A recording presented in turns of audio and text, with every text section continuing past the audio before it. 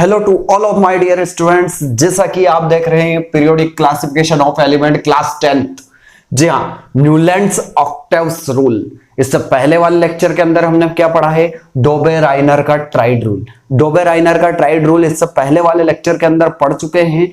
और हाँ, लगातार जैसे जैसे डिस्कवरीज एलिमेंट्स की बढ़ती जा रही थी, इंक्रीज होता जा रहा था एलिमेंट्स के, तो उस समय क्या हो रहा था, इनकी फिजिकल केमिकल प्रॉपर्टीज याद रखना बहुत ही डिफिकल्ट होता जा रहा था। ऐसे में कई सारे जो अटेम्प्ट्स किए गए, उसमें से न्यूलैंड ने भी डोबे-राइनर के क्लासिफिकेशन के, डोबे-राइनर का जो ट्राइड था वो फेल होने के बाद न्यूलैंड ने भी अपना एक क्लासिफिकेशन किया था। किसका क्लासिफिकेशन किया था? एलिमेंट्स का क्लासिफिकेशन किया था। चूंकि न्यूलैंड जो थे यह इंग्लैंड के साइंटिस्ट थे, इंग्लैंड के केमिस्ट थे, इंग्लैंड के केमिस्ट थे। ये कहां के थे?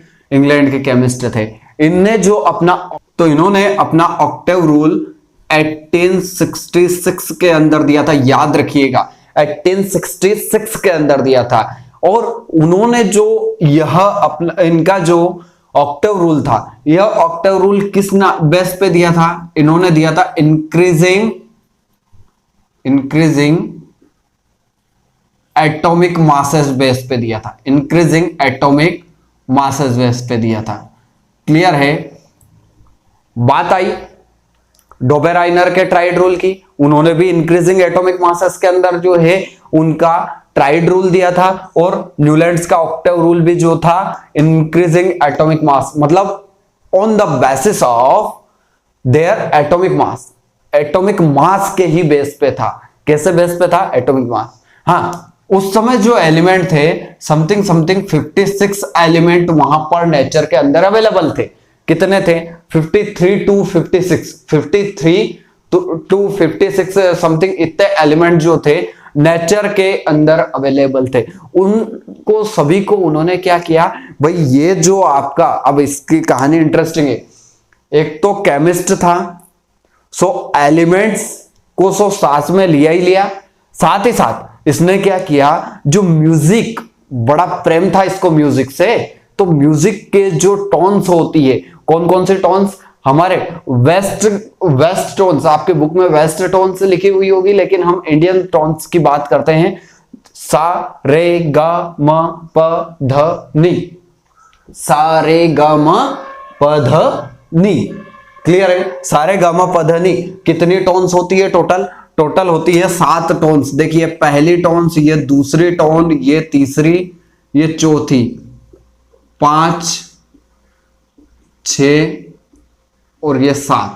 इस तरह से टोटल 7 टोन्स, मतलब 7 तरह की जो है अपने क्या होती है, संगीत के 7 स्वर होते हैं। उन संगीत के 7 स्वरों में इन्होंने क्या किया, अपने एलिमेंट्स को एक टेबल बनाई, अपने एलिमेंट्स को उनके अंदर रखा और उनकी periodic class increasing atomic masses के अंदर रखा। और उन्होंने क्या देखा? देखो, यहां पर हम लॉ देख लेते हैं पहले, तो उसके बाद ये टेबल देखेंगे, उसके बाद इसके लिमिटेशंस देखेंगे। एक एक चीजें समझाऊंगा बहुत अच्छे से। आप भी कॉपी पेन लेके बैठिएगा भाई, नोट डाउन जरूर कीजिएगा। देखिए, फर्स्टली क्या था, न्यूलैंड का जो ऑक्टेव रूल था उसमें क्या था, एवरी 8th एलिमेंट, हर 8वां element properties has similar to that first element.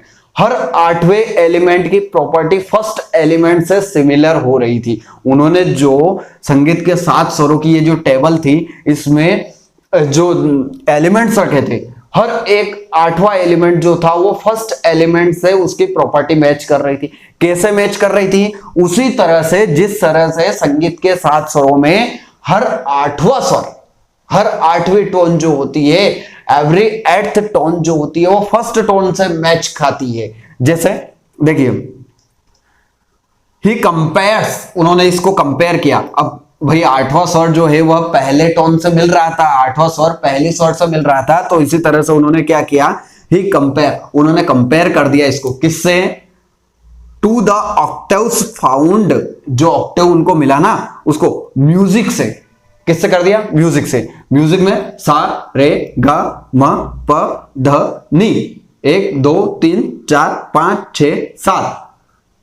और 8वां स्वर क्या होता है? सोचो, आप खुद इस चीज को जो है टोन के रूप में जो है थोड़ा सा एक बार जो है गा के देखो। सा रे ग म प ध नि सा, सा रे ग म प ध नि सा।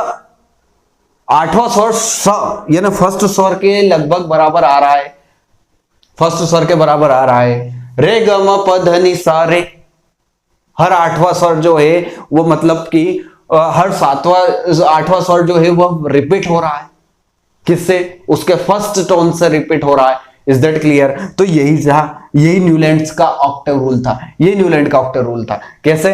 इसको एक टेबल से समझते हैं। इधर समझ में नहीं आया है, इधर टेबल से समझेंगे, बहुत इजीली डेफिनेशन आपको समझ में आ जाएगी। ध्यान से देखो, सा रे ग म प ध नि, ये तो 7 हो गए। वापस से हम क्या बोलते हैं? आठवां स्वर सा रे ग म प ध नि सा, है ना? तो इसमें उन्होंने एलिमेंट्स को रखा। इस समय तक बता देता हूं, जब 1866 तक एक भी नोबल गैस डिस्कवर्ड नहीं थी। नोबल गैस उस समय डिस्कवर्ड नहीं थी, ये अभी लिख देता हूं। Noble gas was no discovered that time. उस समय नोबल गैस डिस्कवर्ड नहीं थी। कौन सी? Helium, neon, argon, krypton, xenon, radon discovered ही नहीं थी। क्लियर है? तो देखो ध्यान से, अब hydrogen, lithium, beryllium, boron, carbon, nitrogen, oxygen, fluorine. Fluorine के बाद नियॉन आता है, लेकिन उस समय डिस्कवर्ड नहीं थी, है ना? उसके बाद सोडियम, मैग्नीशियम, एल्यूमिनियम। इस तरह से जो है टोटल उन्होंने टेबल बनाई। यहां पर समथिंग मैंने 35 एलिमेंट रखे हैं। उस समय तक जो एलिमेंट थे उन्होंने रखे थे, आगे रखे थे, लेकिन अभी ध्यान से देखते हैं अपन। फॉर एग्जाम्पल ये है, ये फर्स्ट स्वर ले लिया मैंने, ये फर्स्ट वाला हाइड्रोजन, है ना? अब हाइड्रोजन ये फर्स्ट हो गया। अब सेकंड देखना, second, third, fourth, fifth, sixth, seventh और हर आठवां एलिमेंट फर्स्ट एलिमेंट से मिलता है। अब आठवां एलिमेंट कौन है? फ्लूओरिन। और फ्लूओरिन की प्रॉपर्टी जो है ना, ये फ्लूओरिन की प्रॉपर्टी वह हाइड्रोजन से बिल्कुल हूबहू हाइड्रोजन से मैच खाती है, हाइड्रोजन की प्रॉपर्टी फ्लूओरिन से मैच खाती है। चलो अब फ्लूओरिन को फर्स्ट एलिमेंट मानता हूं मैं, है ना? फ्लूओरिन फर्स्ट एलिमेंट, तो 8th एलिमेंट क्या होगा? सेकंड, ये first, second, third, fourth, fifth, sixth, seventh, sulphur 7th and 8th chlorine. और भाई क्लोरीन जो होता है वो फ्लोरीन से तो बिल्कुल हाइड्रोजन की प्रॉपर्टी कहीं ना कहीं थोड़ी बहुत आप जो है इधर उधर कर सकते हो, लेकिन फ्लोरीन और क्लोरीन की प्रॉपर्टीज जो होती है बहुत हद तक मिलती है, बहुत हद तक मिलती है। देखो कितना फायदेमंद रहा है, कितना ज्यादा फायदेमंद रहा है ना? वही देखते हैं। अब मैं इसको फर्स्ट एलिमेंट मानता हूं, लिथियम को फर्स्ट एलिमेंट मानता हूं, है ना? रे ग म प ध नि सा रे, वापस र पे आ रहे हैं। तो देखो लिथियम फर्स्ट, लिथियम मेरे लिए फर्स्ट हो गया। अब 8th एलिमेंट कौन होगा, है ना? वो बोल रहा है कि 8th एलिमेंट फर्स्ट एलिमेंट से मैच खाएगा, तो 8th एलिमेंट देखना, ये second, third, fourth, fifth, sixth, seventh, 8th पे आ रहा है मेरा सोडियम। और lithium, sodium, lithium, lithium Li plus, हमें पता है Li plus sodium plus. Clear है? अब मैं सोडियम को फर्स्ट एलिमेंट मान लेता हूं, तो देखिए first, second, third, fourth, fifth, sixth, seventh और ये 8th वाला एलिमेंट कौन है? पोटेशियम, ये K प्लस, ये पोटेशियम। देखो प्लस प्लस प्लस, तीनों कैसे मेटल से?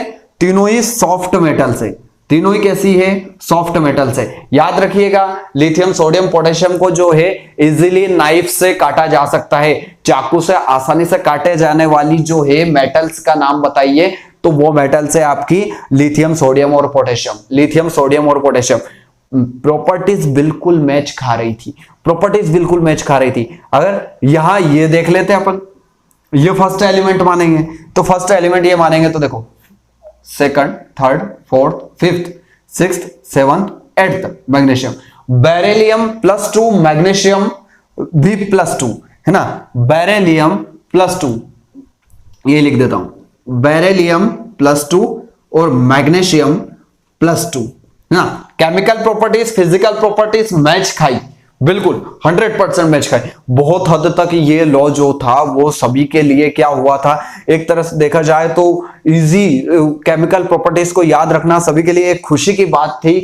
इस तरह से जो टर्म्स के फॉर्म में याद रखना, साथ ही साथ जिस तरह से मैजिकल वर्ड्स इसको बोलते हैं अपन, वो मैजिक यहां पर दिखाई दे रहा था, है ना। तो सारी प्रॉपर्टीज सेम दिखाई दी, लेकिन फिर कई लिमिटेशंस है। ये सारे एलिमेंट्स में इसी तरह से हुआ, लेकिन लिमिटेशंस आ गई।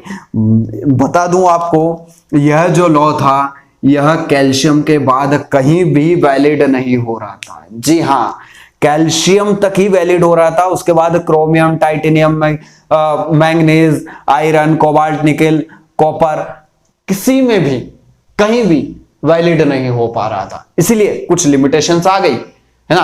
अब क्या लिमिटेशंस थी? 3 मेजर लिमिटेशंस। देखिए, लिमिटेशंस का कॉलम बना रखा है मैंने। लिमिटेशंस क्या थी इसकी? फर्स्ट लिमिटेशन क्या थी उसकी? मैंने अभी हाल बताई आपको, this law applicable only up to calcium. Calcium के बाद यह लॉ कहीं से भी कहीं तक एप्लीकेबल नहीं था, कैल्शियम तक ही एप्लीकेबल था। Is that clear?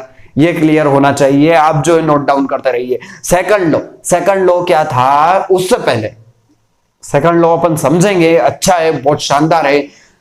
सबसे पहले तो क्या करो, चैनल को सब्सक्राइब करो, अभी लाइक बटन के साथ साथ जो होता है इसको ज्यादा से ज्यादा लोगों तक शेयर कर दो, है ना भाई। ऐसे भी हमारे समाज के अंदर ऐसे भी लोग होते हैं, ऐसे भी स्टूडेंट है आज भी जो कि फीस एफोर्ड नहीं कर पाते हैं। उनके लिए ऑनलाइन जो लेक्चर है इसमें कम से कम वो नॉलेज ले, अच्छे से एग्जाम के अंदर अच्छा स्कोर करे। इस हिसाब से मैं इसी एम को लेकर मैं क्या करता हूं, वीडियोस बनाता हूं, लगातार वीडियोस डालता हूं। तो प्लीज आप ज्यादा से ज्यादा लोगों तक इसको शेयर करें और साथ ही साथ बेल आइकन दबा देना, ताकि हमारे आने वाली लेटेस्ट वीडियो सबसे पहले मिलेगी आपको। चलो, अब बात आती है, ये तो हो गई मेरी प्रमोशन, अब आती है अपनी प्रमोशन की बात, है ना। न्यूलैंड्स ने क्या कहा?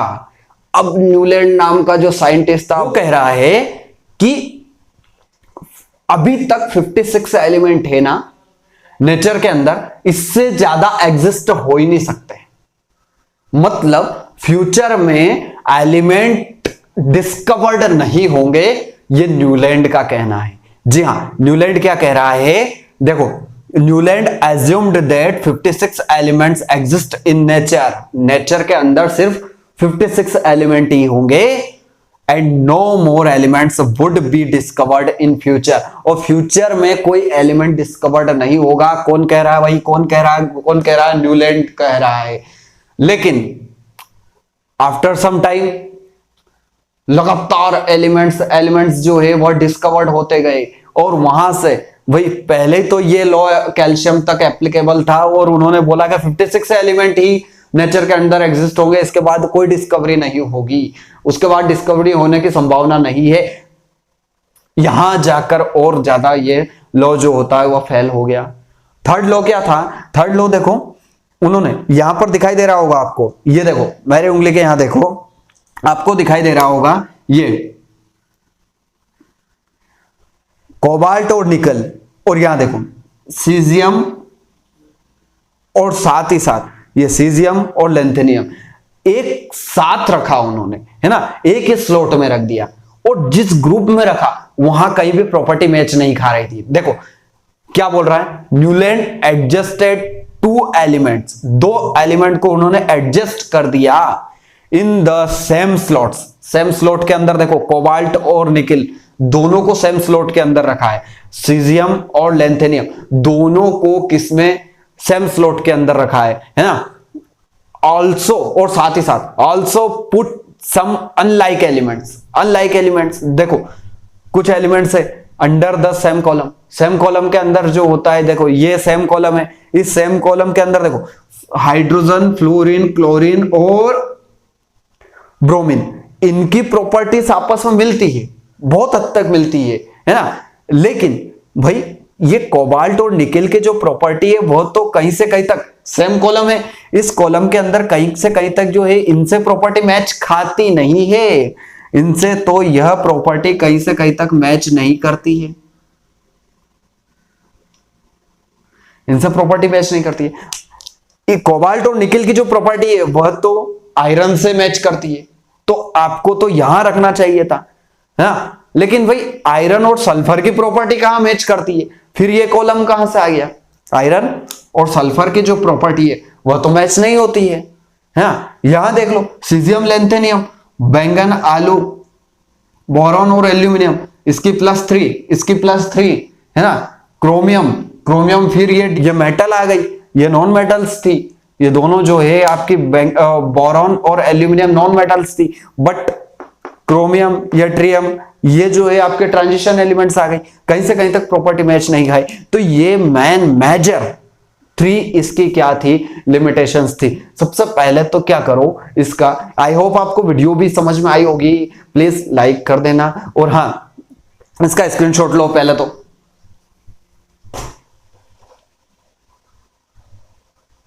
आपने स्क्रीनशॉट ले लिया है, हाँ? तो फिर से बोल रहा हूं, सब्सक्राइब कर दो, और नेक्स्ट वीडियो के अंदर हम पढ़ेंगे जब लिमिटेशन आ गई ना, लिमिटेशंस आ गई, अब लिमिटेशंस के बाद मेंडलीफ, लोथर मेयर ने भी दिया था, तो लोथर मेयर का कर्व, उसके बाद मेंडलीफ का पीरियोडिक लॉ, दोनों पढ़ेंगे, उसके बाद मॉडर्न पीरियोडिक टेबल रहेगी। क्लियर है?